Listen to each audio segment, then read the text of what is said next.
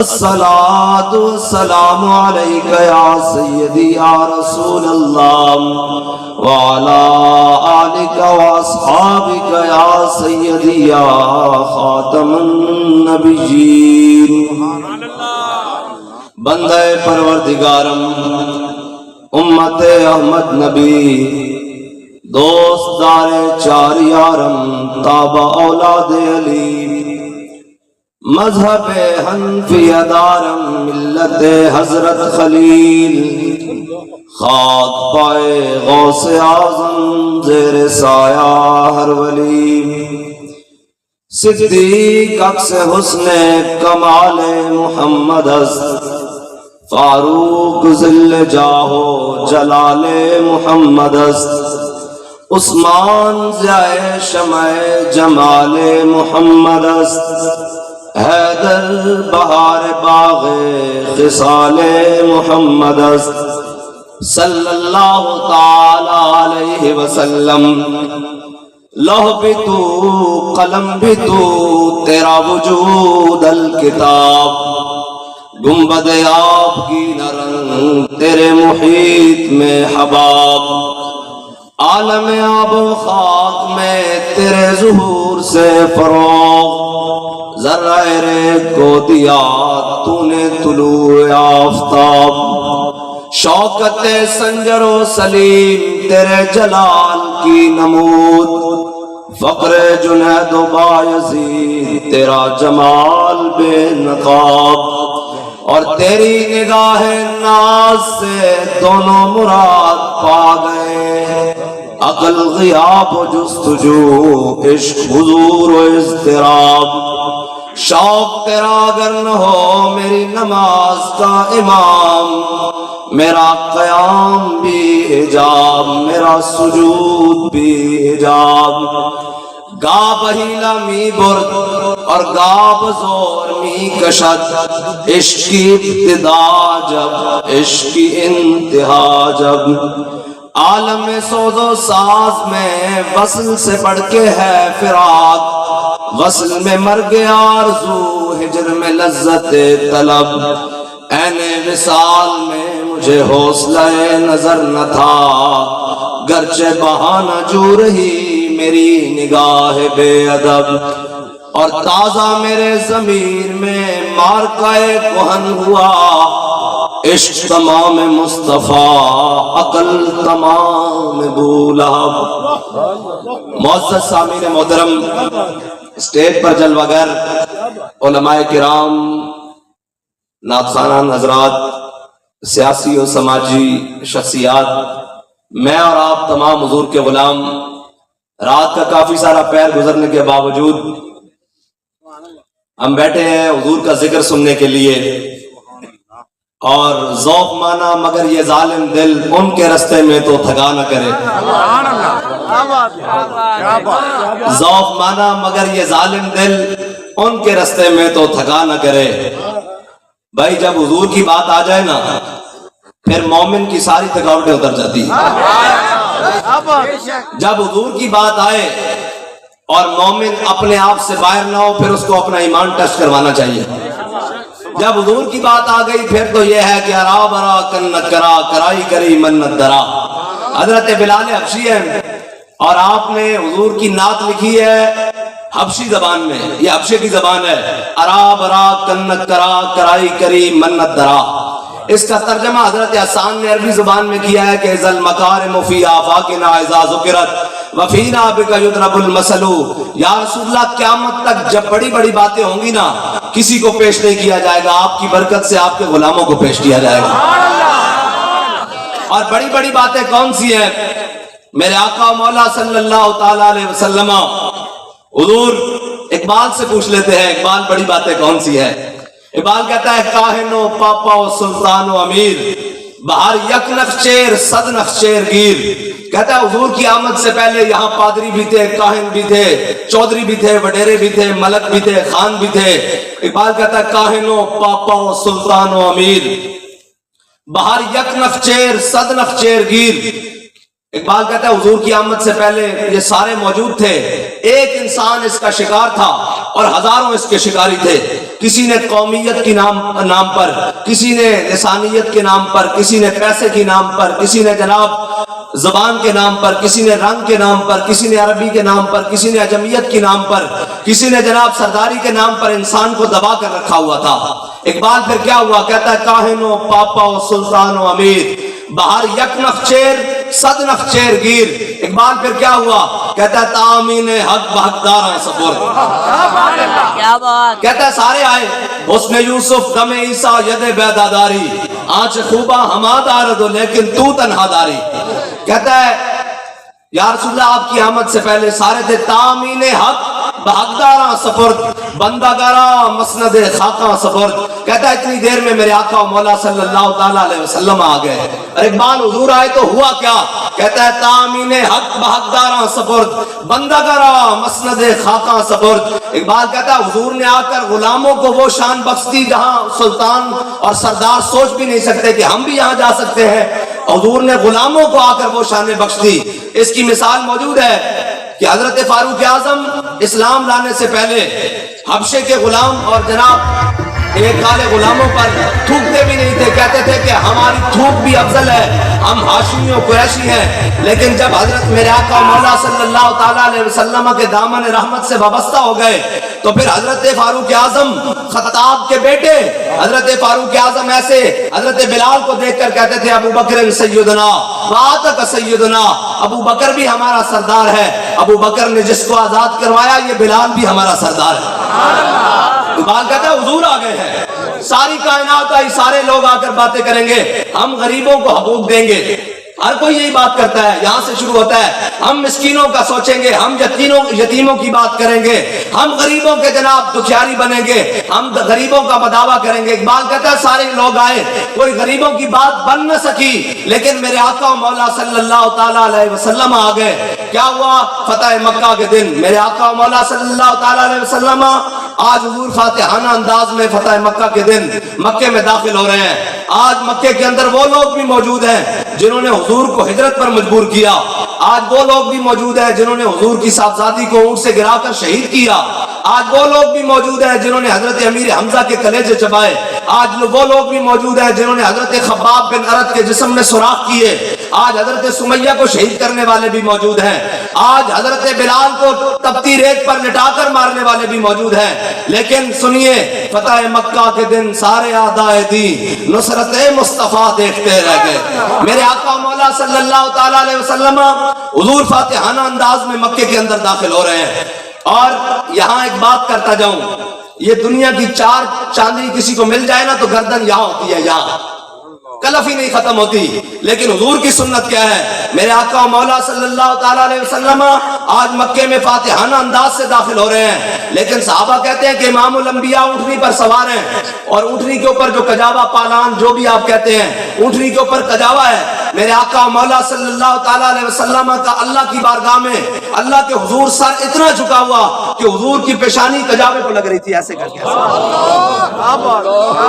ایسے کر کے میرے آقا و مولا صلی اللہ تعالیٰ علیہ وسلم کی پیشانی مبارکہ، حضور کی پیشانی اللہ کی بارگاہ میں ایسے جھکی ہوئی تھی. اس کا مطلب یہ ہے کہ میرے امتی قیامت تک تجھے کوئی چیز ملے نا تو غرور نہ کرنا، اللہ کی بارگاہ میں اپنا سر جھکا کر رکھنا. سبحان اللہ. یہ امت کے لیے پیغام تھا نا. یہ حضور میرے آقا و مولا فاتحانہ انداز میں داخل ہو رہے ہیں. اب میرے آقا وہ دن وہ ہے کہ حضور نے فرمایا من دخل دار ابی سفیان فہو آمن، من دخل دار حکیم ابن حزام فہو آمن. آج تو مکے والے، آج تو اہل مکہ کانپ رہے ہیں ایسے کر کے، اور کانپ رہے ہیں. جب میرے آقا مولا صلی اللہ تعالیٰ علیہ وسلم آ رہے ہیں تو آج مکے والوں کو لگا کہ ہماری بچت نہیں ہے، تو مکے والوں نے ایک چھوٹی سی بچی کو اشعار لکھ کر حضور کی سواری کے سامنے بھیج دیا. اور کیا یا نبی الہدا لیس قریشی لجاجن، کیا اے نبی خدا، اے نبی ہادی برحق، آج آپ سے قریشی لجاجت کرتے ہیں. اگر آج آپ نے قریشیوں کو بخشا نہ، اہل مکہ کو آج اگر آپ نے معاف نہ کیا تو آپ کے غلام جس انداز سے سعد بن عبادہ مکے میں داخل ہو رہے ہیں، آج مکے والے اٹھا کر وادی بطحا سے دور پھینک دیے جائیں گے۔ آج مکے والے ایسے مسل دیے جائیں گے جیسے بچوں کے ہاتھوں میں پتیاں اور کھمبیاں مسلی جاتی ہیں۔ حضور لَيَنْهَيَنَّهُ، اپنے غلاموں کو روکیے۔ حضور نے فرمایا کیا ہوا؟ انہوں نے کہا سعد بن عبادہ نے نعرہ لگا دیا ہے کہ اليوم یوم الملحمہ، اليوم تستحل الکعبہ۔ کہا تم حضور کے خلاف آتے رہے ہو، آج جنگ کا دن ہے، آج تو ہم کعبے میں بھی بندے کاٹ کر رکھ دیں گے۔ جب یہ مکے والوں نے سنا نا تو سارا مکہ ایسے کانپا، اور انہوں نے چھوٹی سی بچی کو اشعار دے کر حضور کی بارگاہ میں جناب بھیجا۔ تو جب چھوٹی سی بچی بھی حضور کی بارگاہ میں دشمنوں کی طرف سے پہنچ گئی تو آیا نہ ڈرتے کیوں بد نصیبہ، تو آیا نہ ڈرتے کیوں بد نصیبہ، ہزاراں رنگاں میں چرنگیندے محمد۔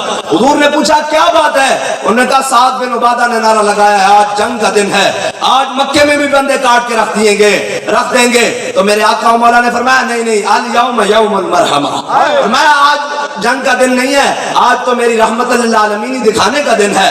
فرمایا آج تو مکے کی عزت اور بڑھانے کا دن ہے۔ میرے آقا و مولا صلی اللہ تعالیٰ علیہ وسلم حضور فاتحانہ انداز میں مکے میں داخل ہو رہے ہیں۔ حضور نے اعلان فرمایا من دخل دار ابی سفیان فہو آمن، من دخل دار حکیم بن حزام فہو آمن۔ فرمایا جس نے حضرت ابو سفیان کے گھر پناہ لے لی اسے بھی امان مل گئی، جو حکیم بن حزام کے گھر آ گیا اسے بھی امان مل گئی۔ انہوں نے کہا حضرت ابو سفیان حاضر ہوئے، کہا یا رسول اللہ میرا گھر بھر گیا۔ حضور نے فرمایا جو جناب جس نے ہتھیار پھینک دیے اس کو بھی امان مل گئی، جس نے گھر کا دروازہ بند کر لیا اس کو بھی امان مل گئی۔ میرے آقا و مولا صلی اللہ تعالیٰ علیہ وسلم امان دے رہے ہیں۔ انہوں نے کہا یا رسول اللہ بندے اور امان مانگتے ہیں۔ حضور نے فرمایا جو حرم کعبہ میں آ گیا اس کو بھی امان مل گئی۔ اب سارے مکے والے دوڑے جناب حرم کعبہ میں، جب سارے جمع ہو گئے نا سب کو امان مل گئی۔ اتنی دیر میں میرے آقا و مولا صلی اللہ تعالیٰ علیہ وسلم کی سواری بھی داخل ہو گئی۔ حضور تشریف لے آئے کعبے کے سامنے۔ میرے آقا و مولا صلی اللہ تعالیٰ علیہ وسلم، یہ حضرت عثمان اور ہیں، یہ حضرت عثمان غنی نہیں ہے، یہ حضرت عثمان ہے، انہوں نے کلمہ جناب فتح مکہ والے دن پڑھا۔ لیکن میرے آقا و مولا صلی اللہ تعالیٰ علیہ وسلم نے ہجرت سے پہلے ایک دن انہیں کہا، فرمایا عثمان جاؤ چابی لے کر آؤ، میرا دل کرتا ہے کہ میں کعبے کے اندر جا کر 2 رکعت نماز نفل پڑھوں۔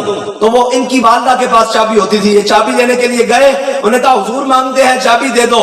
ان کی اماں کہنے لگی چابی کوئی نہیں ہے، جاؤ ہم چابی نہیں دیتے، حضور کو چابی نہیں دیتے۔ تو واپس آئے، کہا میری والدہ چابی نہیں دیتی، یہ ہجرت سے پہلے۔ میرے آقا نے فرمایا عثمان یہ چابی ایک دن ہمارے ہاتھ میں ہوگی، یہ چابی ایک دن ہمارے ہاتھ میں ہوگی، اور جس کو ہمارا دل چاہے گا یہ چابی دیں گے۔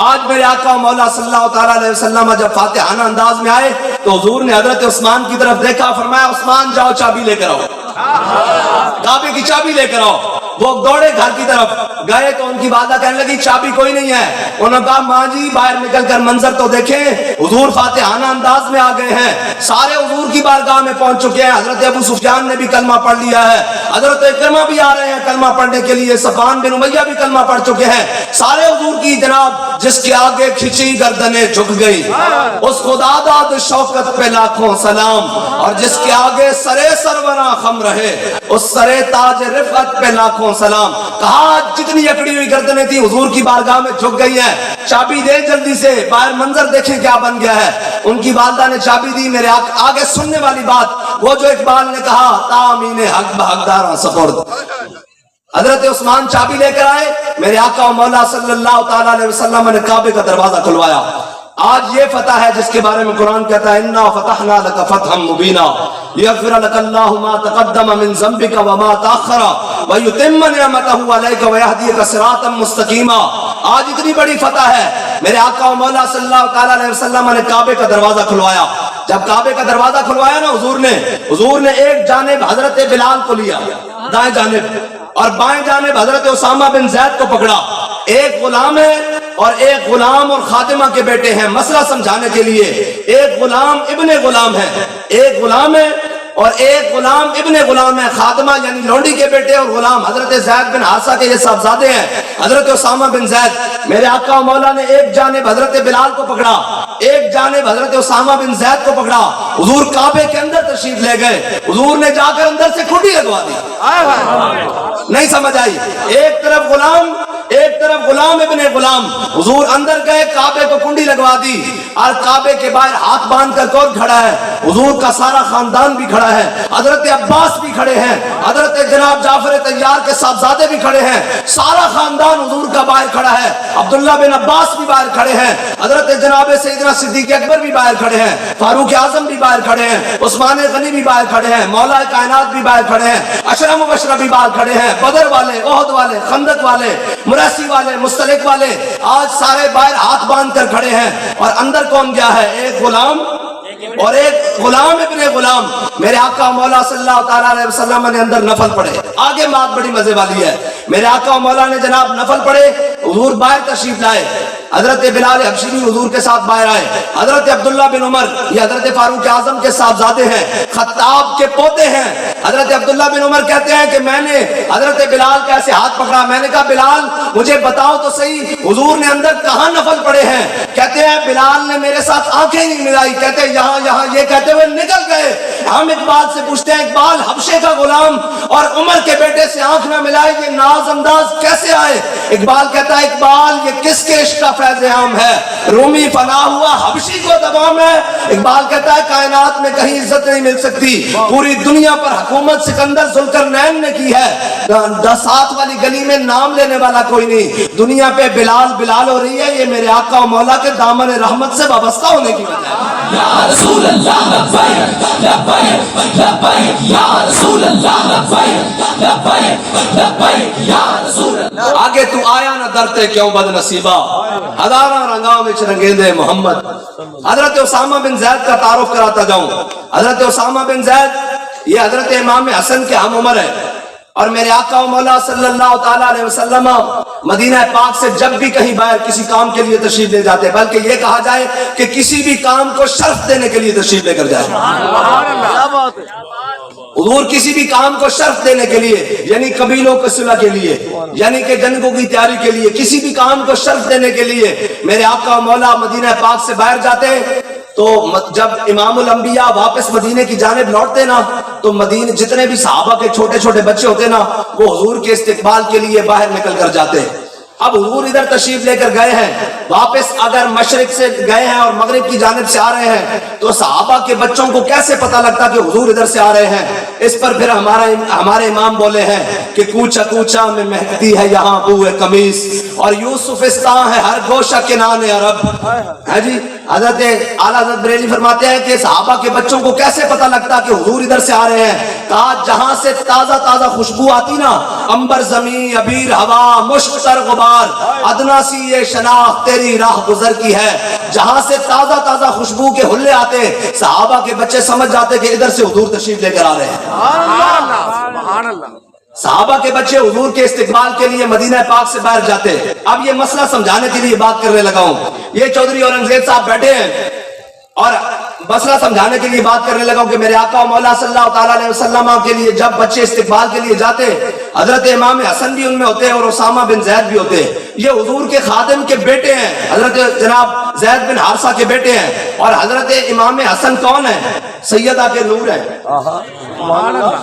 وہ حسن مجتبی سید الاسقیاء، راکب دوش عزت پہ لاکھوں سلام، ان الحسن والحسین سیدہ شباب اہل الجنہ، لیکن تو آیا نہ درتے کیوں بد نصیبہ۔ صحابہ کہتے ہیں کہ جب امام حسن دوڑ کر حضور کی سواری تک پہلے پہنچ جاتے، حضور امام حسن کو آگے بٹھاتے، باقی جو بچے آتے ان کو پیچھے بٹھاتے۔ کہتے ہیں لیکن حضرت اسامہ بن زید اگر یہ حضور کی سواری تک پہلے پہنچ جاتے تو حضور ان کو آگے بٹھاتے، امام حسن کو پیچھے بٹھاتے۔ اس کا مطلب پتہ ہے کیا ہے؟ کہ یہ چودھری صاحب جا رہے ہوں اور آگے سے ان کا پوتا یا بیٹا آ رہا ہو، تو یہ گاڑی کی فرنٹ سیٹ پر اپنے بیٹے کو بٹھائیں گے یا اپنے کام والے کے بیٹے کو بٹھائیں گے؟ اپنے بیٹے کو بٹھائیں گے نا۔ لیکن یہ سرکار کا در ہے، در شاہاں تو نہیں، جو مانگ لیا سو مانگ لیا۔ اور بھی کچھ مانگ.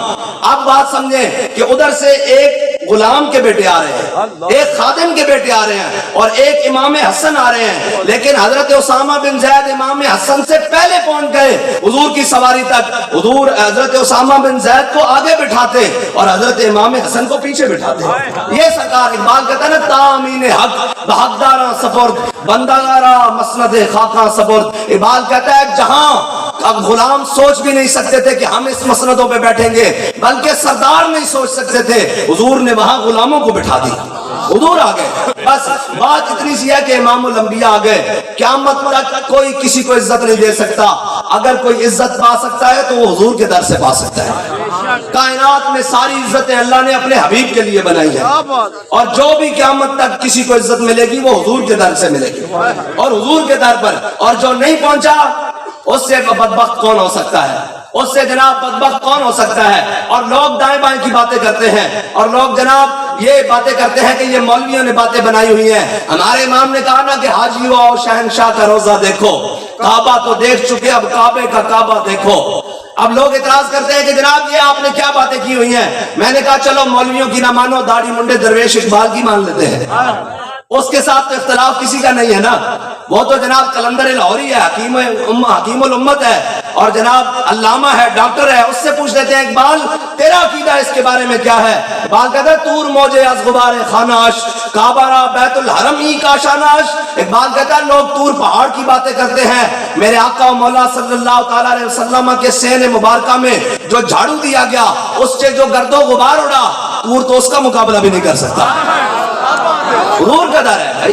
امام الانبیاء آ گئے, اللہ نے ہر چیز کی تکمیل کر کے بھیج دی ہے. اب قیامت تک جس کی بات ہوگی وہ حضور کی ذات ہے, اور جہاں اور جس کو بھی ہم مانیں گے وہ حضور کی وجہ سے مانیں گے. یہ لوگ بدبخت ہیں جو کہتے ہیں کہ ابو بکر جناب حضور کی قسمت اچھی کہ ابو بکر عمر جیسے خلیفہ مل گئے, اور حضور کی قسمت اچھی کہ حسن و حسین جیسے نواسے مل گئے. ہمارے بابا جی نے پھر اس پر اخیر بات کر دی اور عقیدہ درست کر دیا. فرمایا نہیں, ابو بکر و عمر کی قسمت اچھی کہ حضور آقا مل گئے, حسن و حسین کی قسمت اچھی کہ حضور نانا مل گئے. اس لیے کہ جس کو بھی جو ملے گا وہ حضور کے در سے ملے گا. حضرت جناب سیدنا صدیق اکبر سے اس کائنات کا سب سے مشکل سوال ہوا. جناب سیدنا صدیق اکبر سے ان سے پوچھا گیا بتائیں آپ کو اللہ سے زیادہ پیار ہے یا حضور سے زیادہ پیار ہے. یہ کائنات کا مشکل ترین سوال ہے. پوچھا گیا, انہوں نے کہا بتائیں آپ کو اللہ سے زیادہ پیار ہے یا حضور سے زیادہ پیار ہے. تو پھر سنیں سیدنا صدیق اکبر نے کیا کہا, جن کے بارے میں اقبال کہتا ہے اتنے میں وہ رفیق نبوت بھی آ گیا, جس کے بنا عشق و محبت ہے استوار. بولے حضور فکر عیال بھی چاہیے, کہنے لگا وہ عشق و محبت کا رازدار. پروانے کو ہے چراغ بلبل کو پھول بس, صدیق کے لیے ہے خدا کا رسول بس. حضرت جناب سیدنا صدیق اکبر سے پوچھا, نے کہا آپ کو حضور سے زیادہ پیار ہے یا اللہ سے زیادہ پیار ہے. یہ بہت مشکل ترین سوال ہے. حضرت جناب سیدنا صدیق اکبر نے جو جواب دیا وہ سنیے. فرمایا صدیق پہلے بھی مکے کی انہی گلیوں میں ہوتا تھا, اسے نہیں معلوم تھا کہ رب کون ہے. میں حضور کے واسطے سے رب تک گیا ہوں, مجھے حضور نے آ کر بتایا کہ وہ ہمارا رب ہے. فرمایا میں حضور کے واسطے سے ہو کر رب تک گیا ہوں. بس بخدا خدا کا یہی ہے در, نہیں اور کوئی مفر مکر, جو وہاں سے ہو یہیں آ کے ہو, جو یہاں نہیں تو وہاں نہیں. حضور کا در. بس ہم یہی کہتے ہیں سارے رشتے ناتے توڑ کر حضور کی بات کرو, اور امت زندہ بھی ایک ہی بات سے رہ سکتی ہے کہ وہ حضور کے دامن رحمت سے وابستہ ہو جائے, کہ میرے ہاتھ میں تھا جب تک میرے مصطفیٰ کا دامن, میرے پاؤں چومتی تھی یہی گردش زمانہ. حضور کی بات کرو. یہاں مجھے بتائیں, ابھی پوری امت مسلمہ ہے, 57 اسلامی ممالک ہیں, اور مجھے بتائیں کوئی ایک بات کرنے کے لیے بھی تیار ہے فلسطین کی؟ یہ سیاسی بات نہیں ہے بھائی, یہ ہمارے ایمان کی بات ہے, یہ ہمارے ایمان کی بات ہے. آپ کیا سمجھتے ہیں کہ کل فلسطین والوں کی باری ہے, وہی مریں گے, وہی شہید ہوں گے, وہی لوٹے پٹیں گے؟ یہ تلک الایام نداولها بین الناس, یہ تو دن پھیر میں ہے, کل ہم پر بھی آ سکتا ہے یہ وقت. اس لیے کہ جناب آج ان کا کوئی پرسان حال نہیں, آج ان کی بات کرنے والا نہیں. اور ہمارے ہاں دعوے یہ ہے کہ ہم نے ایٹم بم رکھے ہوئے ہیں, ہم نے ایٹم بم جناب, ہم نے اسلحے رکھے ہوئے ہیں. اور بھائی اسلحوں سے جنگیں نہیں ہوتی, جنگیں جذبوں سے ہوتی ہیں.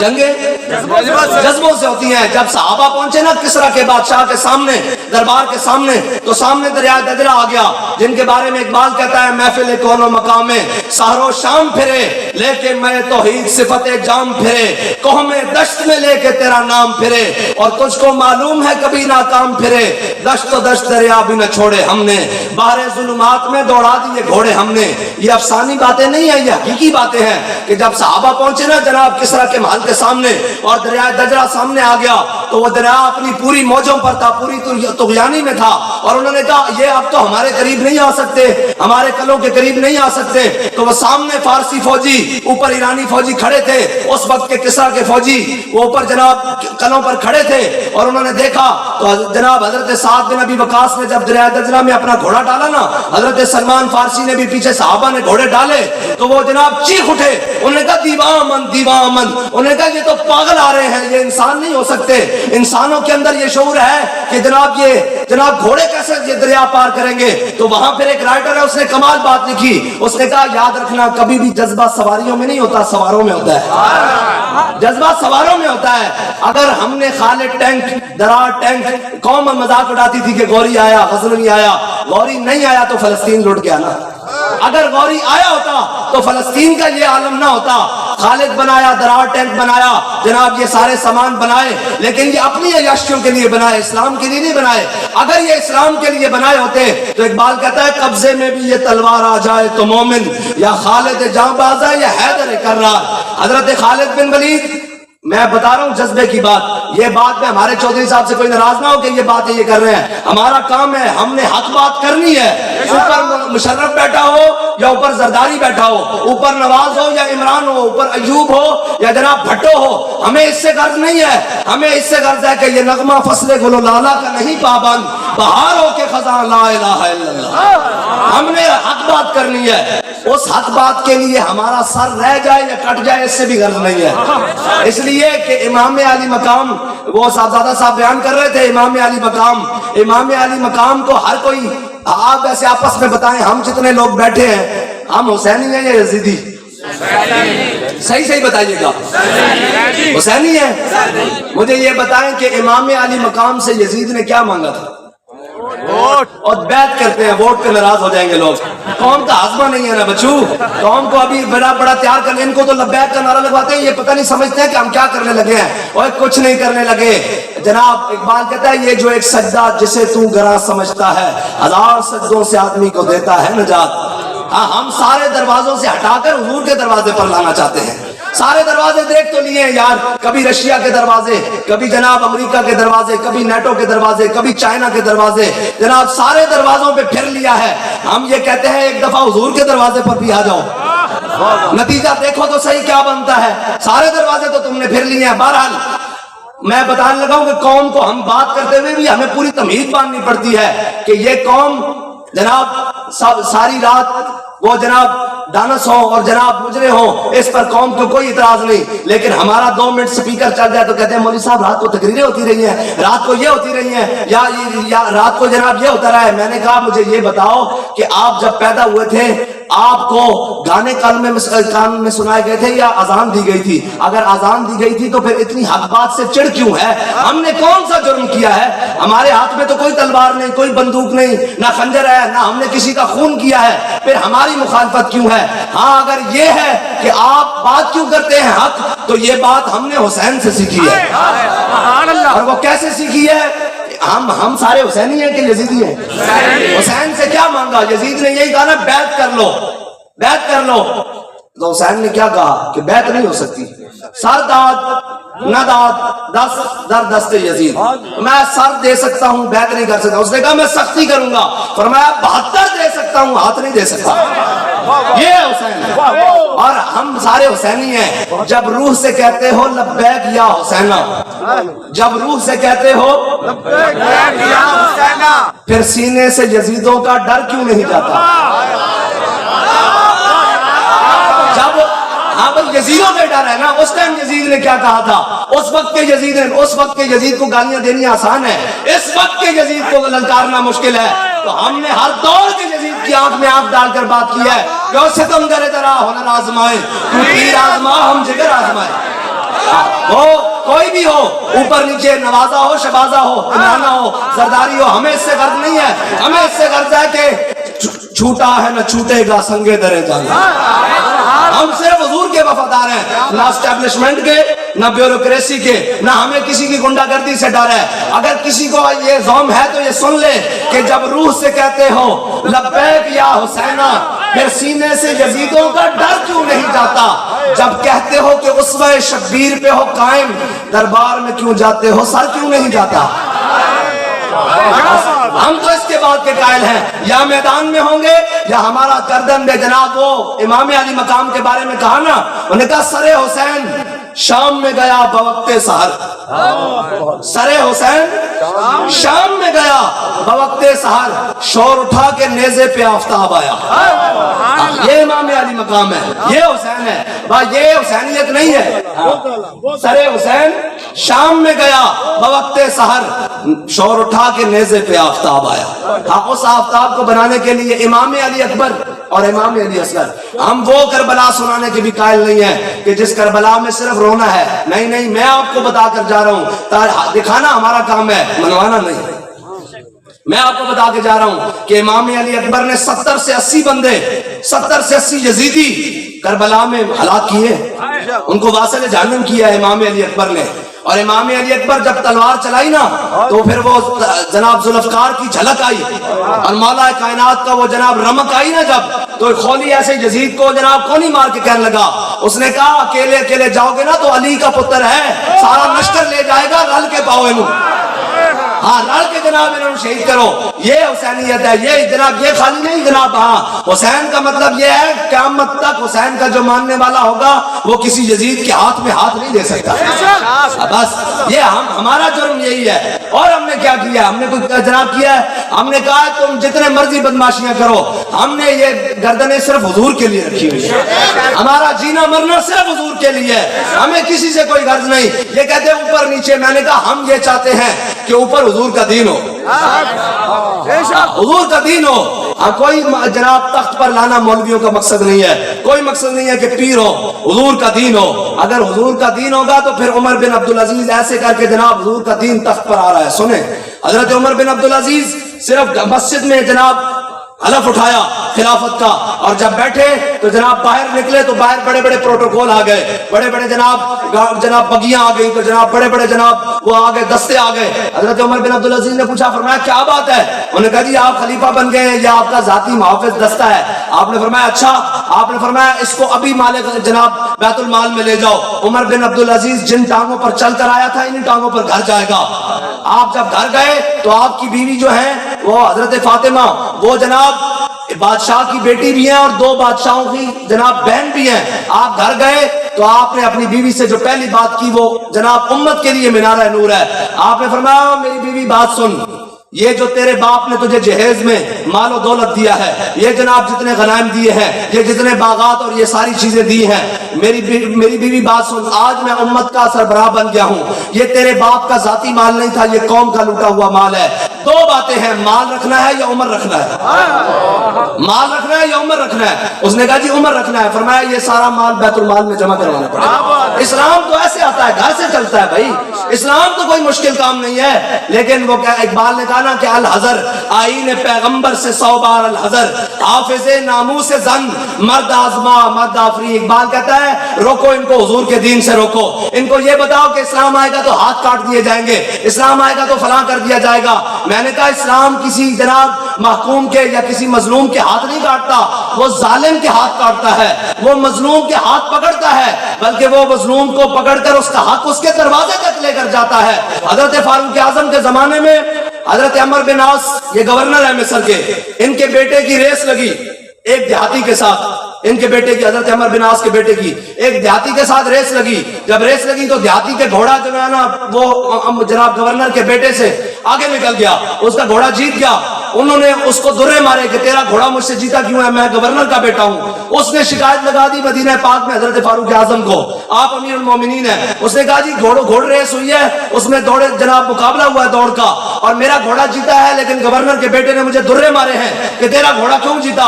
حضرت فاروق اعظم نے حضرت عمر بن عاص اور آپ کے بیٹے کو بھی بلا لیا مدینے میں. جب بلایا تو آپ نے فرمایا ہاں بھئی اب بتا کیا بات ہے. انہوں نے کہا جی ہماری ریس لگی ہے, گھوڑ سواری کا مقابلہ ہوا ہے, میرا گھوڑا جیتا ہے, اس کا گھوڑا ہارا ہے گورنر کے بیٹے کا, اس نے مجھے درے کیوں مارے ہیں. آپ نے فرمایا تمہیں درے کیوں مارے. جناب شرمندہ ہو کر کھڑا ہو گیا. آپ نے ایسے کر کے اپنا درہ نکالا اور اس دیہاتی کو دیا, فرمایا ذرا لگا اس معزز کے بیٹے کو. اپنے سامنے درے مروائے گورنر کے بیٹے کو. جب درے لگ گئے نا تو آپ نے درہ پکڑا, فرمایا تھوڑے سے درے اس کے باپ کو بھی لگا کہ اس نے اپنے بیٹے کی تربیت نہیں کی کہ کیسے بن کے رہنا ہے. یہ ہے اسلام, 2 منٹوں کا حل ہے, 2 منٹوں کا حل ہے. لیکن وہ قوم کو ڈرا کر رکھا گیا, کیبلوں پر, ٹی ویوں پر جناب ایسے اسکالر پیدا, وہ اسلام اور کچھ بھی نہیں ہوگا.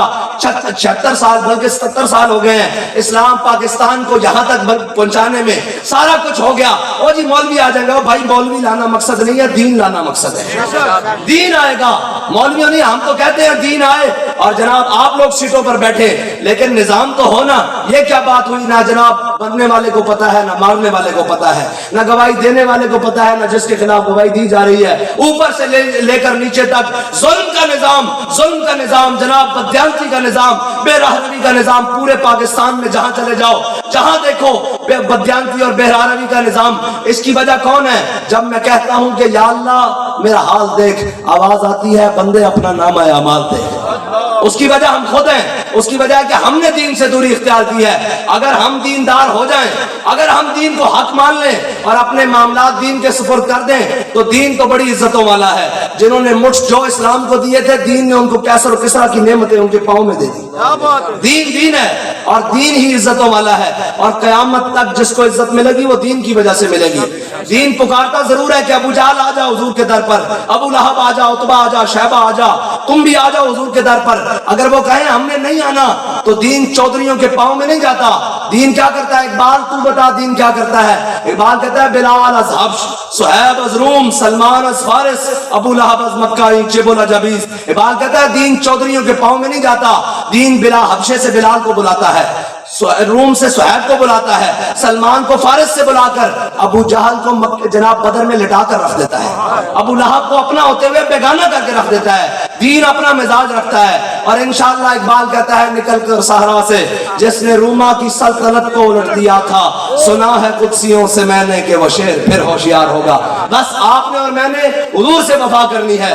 یہ کان اللہ نے اس لیے نہیں بنائے کہ کوئی دائیں بائیں کی بات سنو, بس کوئی بات کرے دائیں بائیں کی تو اسے ایک ہی بات کرنی ہے, کوئی یار دی گل سنا ملا, نہ لمے پینڈے پا ملا, نہ علماں وچ پھسا ملا. واخر دعوانا الحمدللہ.